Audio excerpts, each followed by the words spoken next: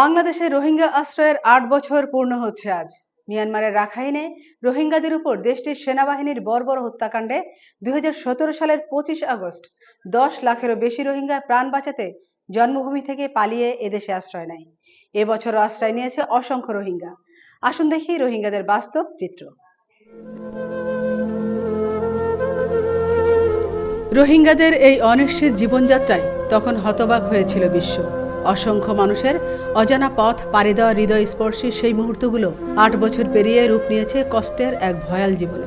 মিয়ানমারের প্রতিশ্রুতি, আন্তর্জাতিক তৎপরতা, দ্বিপাক্ষিক আলোচনা ও জাতিসংঘের নানা উদ্যোগ সত্ত্বেও প্রত্যাবর্ষণের কার্যকর কোনো অগ্রগতি হয়নি। এর মধ্যে আরাকান আর্মির দখল পরিস্থিতি আরও জটিল করে তুলেছে। গেল বছর থাইল্যান্ডের সম্মেলনে কিছুটা আশার সঞ্চার হয়েছিল। মিয়ানমার ৮ লাখ রোহিঙ্গাদের তালিকা পর্যালোচনা করে ১,৮০,০০০কে ফেরত নেওয়ার জন্য উপযুক্ত বলে স্বীকার করে তারা, কিন্তু এখনও কোনো বাস্তব অগ্রগতি নেই। নানামুখী প্রচেষ্টার পরও এ সময়ের মধ্যে একজন রোহিঙ্গাও ফিরতে পারেননি তাদের নিজের বাসভূমে। দীর্ঘদিনের দাতা সংস্থারাও মুখ ফিরিয়ে নিয়েছে। যত দিন যাচ্ছে নিজ বাসভূমে স্বাভাবিক জীবনে ফেরার স্বপ্ন তাদের দীর্ঘায়িত হচ্ছে।